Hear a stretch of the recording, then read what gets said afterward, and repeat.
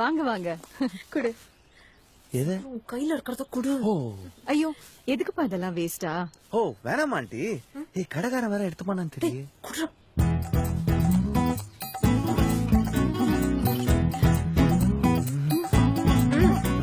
சரி, நீங்க பேசிட்டு இருங்க, நான் பிளேட்ஸோட வரேன்.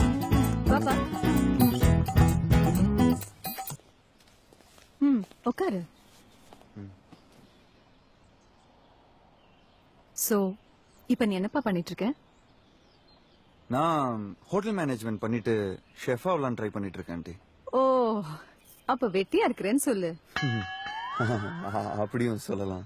சரி, அப்பா அம்மா என்ன பண்றாங்க? அப்பா இதே ஊர்ல டாக்டரா இருக்காரு. அம்மாவை நான் பார்த்தது இல்ல.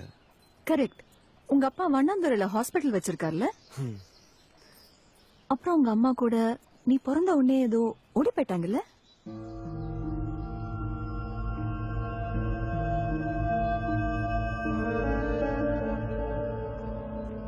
நான் இல்லாதப்போ என்ன பேசிட்டு இருக்கீங்க?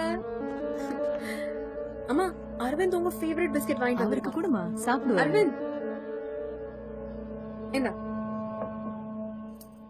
சரி, இப்ப இதெல்லாம் வாங்கிட்டு வந்தியே, எவ்வளோ? ஒரு 1000 ரூபாய் செலவு பண்ணிருப்பியா? 1500 ரூபாங்க. 1500 ரூபாய் ஒரே நாள்ல செலவு பண்றது உனக்கு கொஞ்சம் ஜாஸ்தியா படல? ரொம்ப ஜாஸ்திங்க. பாத்தியா, நாங்க சும்மா ஏதோ குறிக்கிறதுக்கே 1500 ரூபாய் செலவு பண்ண வேண்டியது இருக்கே. அப்ப யோசிச்சு பாரு, எங்க ஒருவேளை சாப்பாட்டுக்கு எவ்வளவு செலவாகும்னு. அது இல்லாம வீக்கெண்ட்ஸ்லாம் ஏதாவது கெட் டுகெதர் பார்ட்டின்னு போவோம். அதுக்கெல்லாம் எப்படி செலவு பண்ணுவேன்? உங்க அப்பாட்ட காசு வாங்குவியா? இந்த நிலைமையில நீ எந்த தைரியத்துல என் பொண்ண கல்யாணம் பண்ணலாம்னு நினைச்ச?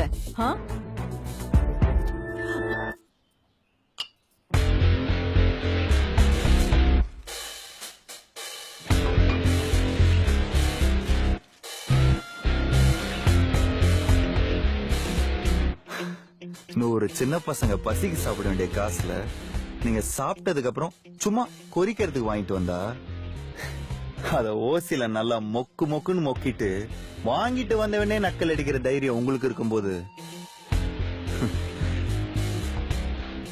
உங்க பொண்ண கல்யாணம் பண்ற தைரியம் எனக்கு நல்ல தைரியமாவே இருக்கு.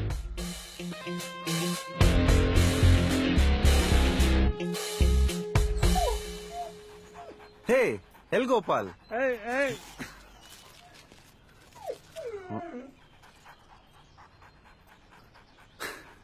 யாரு பிஸ்கட் கொடுத்தாலும் சாப்பிடறதுக்கு பேர் என்ன தெரியுமா?